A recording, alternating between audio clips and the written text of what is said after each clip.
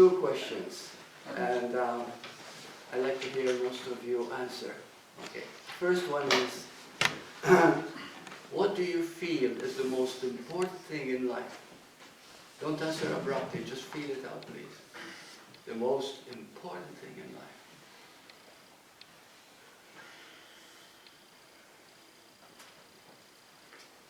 Let your heart speak, okay? And then answer. To be aware of and live your true nature. Beautiful. Wow. Well, that's it. To know who you really are. That is the whole point, isn't it? Yeah. Okay. I was going to say love, but it's the same thing. It's the same thing. Yeah. Yeah. Because the moment you know your true nature, everybody is the same. That one nature. And that becomes love. Oneness. Harmony, everything else comes into it. Okay, so now we the opposite question. What causes all the suffering? Don't answer abruptly, but feel it. Fear. Hmm? Fear. Yes, it's true, it's true. But then again, what causes fear? Okay. Separation. Hmm? Separation. Not knowing who you are. Not knowing who you are. Excellent. Resistance. Yeah, where's Paul? Right here. Hmm? Right here. Right here. Yeah. Okay. Yesterday you had the courage to sit in the middle, and at the end I saw you laughing. Yeah. How did you get up this morning? Do you have a realization, or you felt?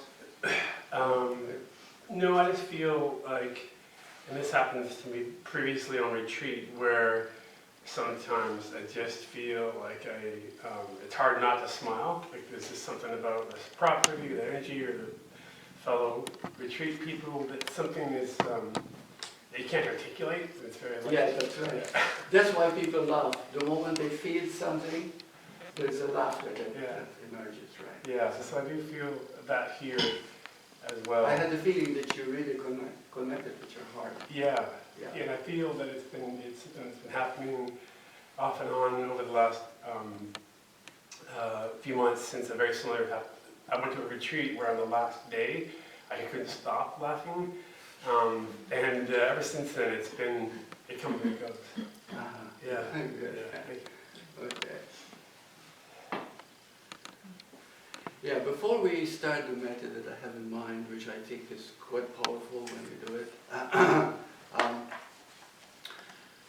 I'd like to hear from you what you feel, not what I've said or what you've read, but who you are. Can I see some feeling? Who are you? Try to articulate it the best way. Yeah. I'm a pure presence.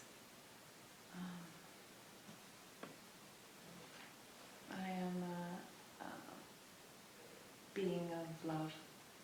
Okay. And this comes naturally to you, right? It's As right being now. this way. That's good. It's wonderful. Okay. I'd like to hear it from most of you. Yeah. Sorry. Go ahead, Josh. Go ahead. I don't know who I am. Okay, that's good. The moment you acknowledge you don't know who you are, then the next step is the heart. Because the heart is nothing that you know. It is a nothing. You see? The thing that produces everything in life is the nothing. Is the emptiness. But you see, when we suffer an emptiness, because it is a suffering initially, it's a very deep loneliness. It's a feeling that you're not loved. It's a feeling that there's something wrong with me. You see? But what it is because we've been brought up to believe that we are separate individuals, and it's such a strong identification that we begin to feel that emptiness as a separation.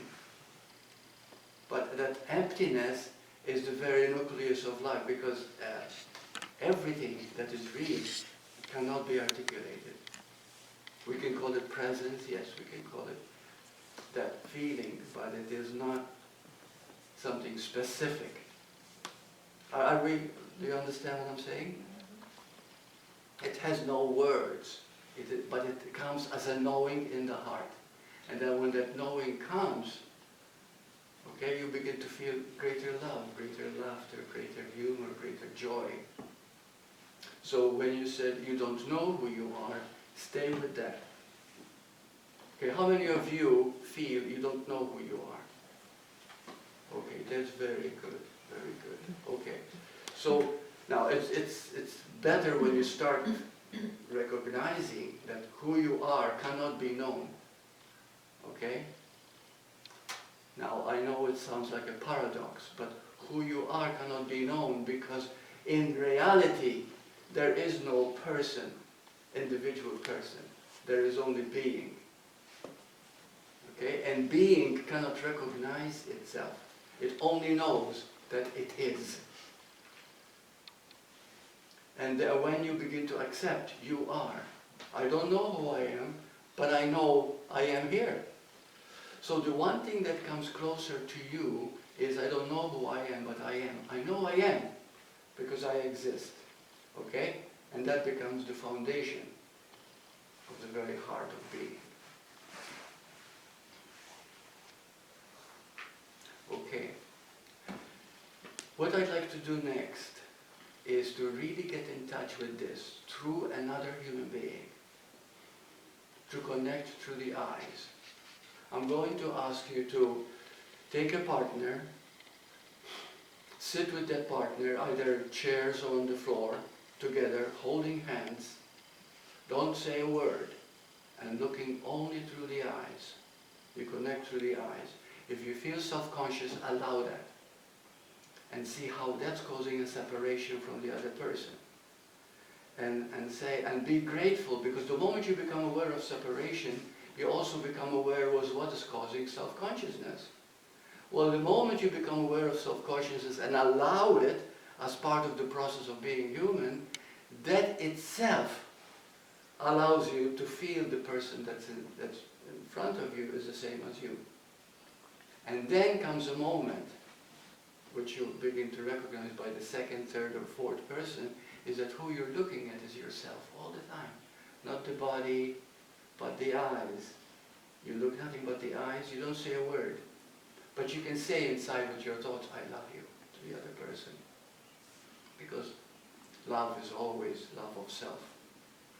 You see? There is no other but you. Okay, are we clear with that? Okay, after we've done that for a few minutes, I will go like this. That means, without words, to change partner. So pick up another one and sit with them until you hear that ring. And then again with another one, and with another one. Okay? If the mind starts judging, oh, I wish it was another person, or whatever, the mind does that. It doesn't matter. Become aware of that. And allow it as part of being human. And then get back to the gaze.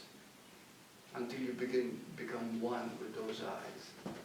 Until it becomes almost like non-thinking, just being. You see? And then the heart comes alive after you've done this for a while. But enough said. Okay? Pick a partner and sit with them, either in a chair or on the floor.